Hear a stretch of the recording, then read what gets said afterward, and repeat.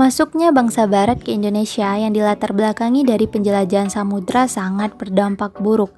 Kekayaan alam Indonesia dalam hal rempah-rempah menjadi daya tarik para bangsa Barat, sehingga berbagai cara dilakukan oleh bangsa Barat bagaimana mereka bisa mendapatkan tujuan mereka. Namun, cara inilah yang menjadi sebuah sejarah pahit bagi bangsa Indonesia. Berbagai penderitaan terus dirasakan masyarakat Indonesia. Berbagai perlawanan pun terus dikerahkan demi teratasinya penderitaan tersebut. Tak jarang, perlawanan tersebut berakhir dengan sebuah kekalahan. Lalu, seperti apa kehidupan bangsa Indonesia pada masa kolonial? Yang pertama yaitu kedatangan Portugis di Indonesia. Sebelum bangsa Eropa datang dan menjajah, rakyat Indonesia hidup di bawah kekuasaan kerajaan-kerajaan Nusantara. Bangsa Eropa yang pertama datang untuk menjajah adalah Portugis. Sama seperti Belanda, Portugis berusaha menguasai Nusantara dan kekayaannya. Bangsa Indonesia awalnya menyambut ramah kedatangan Portugis. Namun, rakyat berbalik melawan setelah mengetahui niat tamak dari Portugis. Maka timbullah berbagai perlawanan dari daerah-daerah kekuasaan Portugis di Spanyol, seperti adanya perlawanan Kesultanan Malaka pada tahun 1509, kemudian adanya perlawanan Kesultanan Aceh pada tahun 1511, kemudian dilanjutkan dengan perlawanan Kesultanan Ternate dan Kesultanan Tidore. Setelah kedatangan Portugis dan sebelum kedatangan Belanda, Indonesia juga pernah didatangi oleh Spanyol. Portugis dan Spanyol hanya berfokus pada Indonesia bagian timur, khususnya Maluku. Awalnya, kerajaan Tidore menyambut baik kedatangan Spanyol. Mereka menjadikan Spanyol sebagai sekutu. Saat itu, Tidore sedang bermusuhan dengan Portugis yang bersekutu dengan Ternate. Portugis dan Spanyol pun bersaing dengan memanfaatkan permusuhan kerajaan lokal. Namun, pada tanggal 22 April 1529, keduanya bersepakat lewat perjanjian Saragossa. Jadi, kehidupan pada masa pemerintahan Spanyol ini, Spanyol dan Portugis hanya memanfaatkan rakyat lokal dalam bersaing memonopoli perdagangan di Maluku. Kemudian selanjutnya Belanda. Kedatangan Belanda di Indonesia menjadi sebuah sejarah panjang yang pernah dialami oleh Indonesia, di mana Indonesia sangat menderita karena kebijakan-kebijakan keji Belanda, dimulai dari dibentuknya VOC pada tahun 1602 dengan tujuan agar tidak terjadi persaingan sesama pedagang Belanda. Orang-orang VOC mulai menampakkan sifatnya yang congkak, kejam, dan ingin menang sendiri. VOC ingin mengeruk keuntungan sebesar-besarnya melalui monopoli perdagangan. Perubahan sikap VOC itu telah menimbulkan kekecewaan bagi rakyat dan penguasa di Indonesia. Namun, akhirnya kejayaan VOC ternyata tidak bertahan lama. Dalam perkembangannya, VOC mengalami masalah yang besar, yakni kebangkrutan yang dikarenakan banyaknya pegawai yang korupsi. Maka pada tanggal 31 Desember 1799, VOC dibubarkan. Selain itu, beberapa tindakan Daendels telah menyebabkan kesengsaraan rakyat. Kesewenang-wenangan Daendels dan penderitaan rakyat itu telah menimbulkan protes dan perlawanan rakyat. Tindakan sewenang-wenang Daendels itu segera didengar oleh pemerintah di negeri Belanda. Daendels akhirnya dipanggil pulang ke Belanda. Sebagai pengganti Daendels dikirimlah Jan Willem Jansen. Ia kemudian memperbaiki keadaan yang ditinggalkan oleh Daendels. Namun, daerah Kepulauan Maluku sudah berhasil direbut Inggris.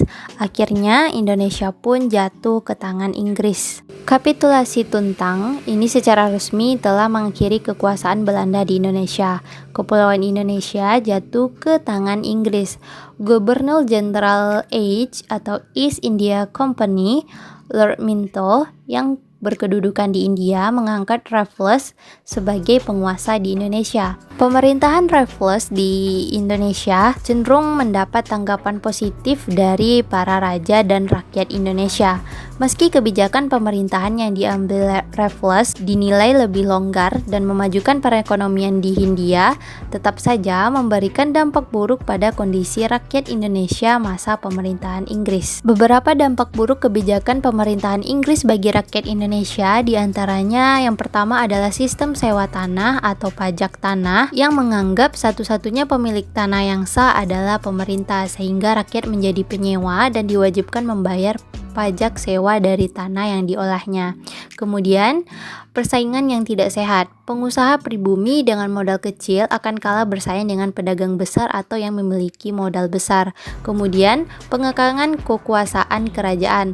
Meskipun ada beberapa kerajaan yang sudah dijanjikan untuk mendapatkan porsi yang lebih besar, tetap saja dilakukan pengekangan kekuasaan. Pemerintah Raffles tidak berlangsung lama sebab pemerintahan Napoleon di Prancis pada tahun 1814 jatuh. Akibatnya berakhir kekuasaan Louis Napoleon 1814, maka diadakanlah konferensi London, maka Indonesia kembali ke tangan Belanda. Indonesia pun kembali ke tangan Belanda. Sementara itu, kondisi perekonomian Belanda sedang merosot. Pemerintah Belanda mengalami kesulitan ekonomi, maka pada tahun 1829, seorang tokoh bernama Johannes van der Bos mengajukan kepada Raja Belanda usulan-usulan yang berkaitan dengan cara-cara melaksanakan politik kolonial Belanda di Indonesia. Usul-usul itu antara lain bagaimana menghasilkan lebih banyak produk-produk tanaman yang dapat dijual di pasaran dunia. Sesuai dengan keadaan di negeri jajahan, maka penanaman dilakukan dengan paksa. Konsep yang diusulkan oleh Van der Bos itulah yang kemudian dikenal dengan kultur sel-sel atau tanam paksa, yang mewajibkan para petani Jawa untuk menanam tanaman-tanaman yang dapat diekspor ke pasaran dunia. Pelaksanaan tanam paksa banyak menyimpang dari aturan yang sebenarnya dan memiliki kecenderungan untuk melakukan eksploitasi agraris semaksimal mungkin. Oleh sebab itu, tanam paksa menimbulkan akibat yang bertolak belakang bagi bangsa Indonesia dan Belanda. Dampak buruk yang dialami oleh bangsa Indonesia sendiri seperti beban rakyat menjadi sangat berat karena harus menyerahkan sebagian tanah dan hasil panennya, mengikuti kerja rodi serta membayar pajak. Sawah ladang menjadi terbengkalai karena diwajibkan kerja rodi yang berkepanjangan sehingga penghasilan menurun drastis. Kemudian, timbulnya wabah penyakit dan terjadi banyak kelaparan di mana-mana, dan kemiskinan pun semakin merajalela.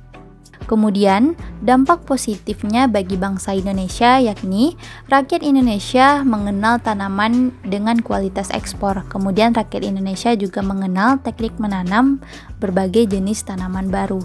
Tindakan sewenang-wenang dan penindasan yang dilakukan oleh penguasa kolonial Eropa telah menimbulkan kesengsaraan dan kepedihan bangsa Indonesia, maka timbullah semangat untuk melawan para penjajah. Perlawanan terhadap kekuasaan Belanda di Indonesia semakin meluas di berbagai daerah dalam kurun waktu yang panjang. Di antaranya ada perlawanan rakyat Maluku pada tahun 1817 yang dipimpin oleh Thomas Matulewesi, ia yang dijuluki Patimura. Kemudian ada Perang Padri, yakni perlawanan kaum Padri melawan Belanda pada tahun 1823 yang dipimpin oleh Tuanku Imam Bonjol. Kemudian ada Perang Diponegoro yang berlangsung antara 1825 sampai 1830 yang dipimpin oleh Pangeran Diponegoro. Kemudian ada Perang Aceh pada tahun 1871 yang dipimpin oleh Cunyaden, dan berbagai perlawanan-perlawanan yang dipimpin oleh para pahlawan-pahlawan di daerah yang dijajahi oleh Belanda. Begitulah kehidupan bangsa Indonesia pada masa kolonial, di mana penderitaan masih akrab terdengar. Kekejaman para penjajah terus-menerus menghadang rakyat Indonesia. Berbagai perlawanan terus dikerahkan demi memberantas segala bentuk penderitaan yang dirasakan. Namun, inilah sebuah usaha yang akhirnya dengan semangat kerjasama dan tujuan untuk merdeka, akhirnya bangsa Indonesia bisa memproklamirkan kemerdekaannya pada 17 Agustus 1945.